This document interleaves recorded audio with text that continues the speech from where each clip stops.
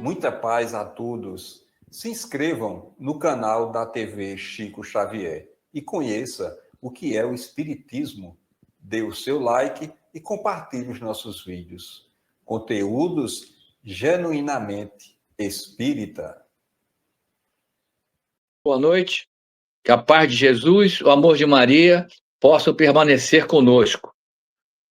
Vamos então fazer a nossa prece inicial, sempre no primeiro momento agradecendo a Jesus, nosso Mestre, a Mãe Maria, acima de tudo a Deus, nosso Pai, pela possibilidade do trabalho e que consigamos, com a ajuda dos amigos espirituais, falarmos um pouco da doutrina consoladora. Que assim seja, graças a Deus. Bem, meus amigos, o tema do nosso estudo de hoje é errar é humano, mas, né, tem essa ressalva aí, essas reticências. Então é o seguinte, amigos, a gente vai fazer um pequeno comentário antes de entrarmos no contexto doutrinário, lembrando que essa frase é utilizada há não sei quanto tempo, né? Por praticamente todos nós já utilizamos em algum momento, né, em diferentes situações, mas sempre com o objetivo de tentar se desculpar da falha cometida, né? Não assumindo normalmente que errou, mas querendo justificar, não, eu errei porque eu ainda sou fraco, é típico do ser humano falhar, tá certo? Esse é o contexto, né? E se nós voltarmos mais lá atrás, há registro de quase 4 milênios, né, que governos e religiões, né, e colocaram a punição e o sofrimento como condição primordial para que esse erro deixasse de acontecer. Só lembrar do Código de Hammurabi, né, e que naquela época que foi utilizado por inúmeros legisladores da época, né, e inclusive Moisés, quando trouxe o Código de Hammurabi, olho por olho, dente por dente, naquelas condições de então, né? Por incrível que pareça, foi um avanço, um progresso em relação ao que acontecia antes do Moisés estabelecer a utilização do Código de Hammurabi, né? Até que Jesus chegou, né, e nos mostrou que ninguém deveria persistir no erro. Na verdade, ninguém deveria errar, né? Mas o principal, considerando ainda a nossa distância da situação em que os erros não acontecerão mais devido à nossa evolução suficiente, né, pelo menos que nós não persistamos no erro, né? Jesus veio nos mostrar justamente isso, né, que o erro não precisa ser também, como era antigamente, como citei aqui, punições e sofrimentos pesados em função da falha cometida, né?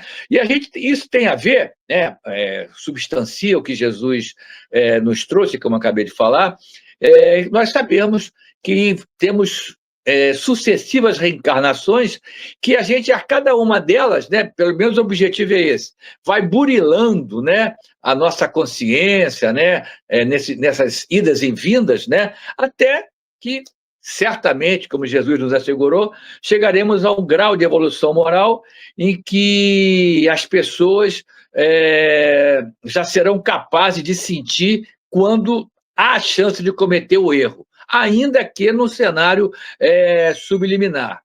A colocação que nós podemos fazer é que, se isso é verdade no momento, né? Infelizmente, na atual situação da humanidade terrestre, a gente não pode garantir que isso seja uma realidade para muitos de nós, né? Mas já aprendemos que estamos a caminho, que devemos, pelo menos, não repetir os erros cometidos.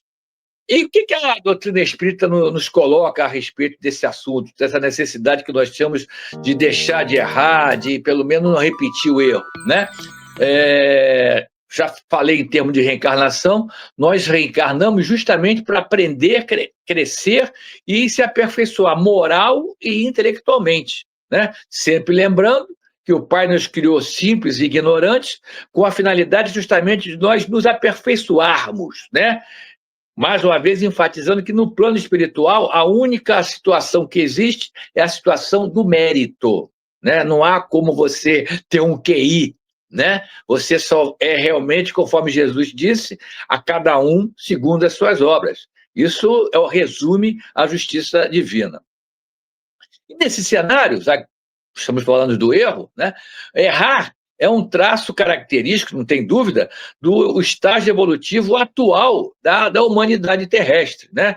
Que não tenham dúvidas, sabemos disso, né? Não deveria ser assim, né? Depois de mais de 2000 anos que Jesus esteve entre nós e deixou esse legado maravilhoso da trilha que devemos seguir, né? Mas ainda a humanidade terrestre é marcada por paixões, que são os vícios morais, né?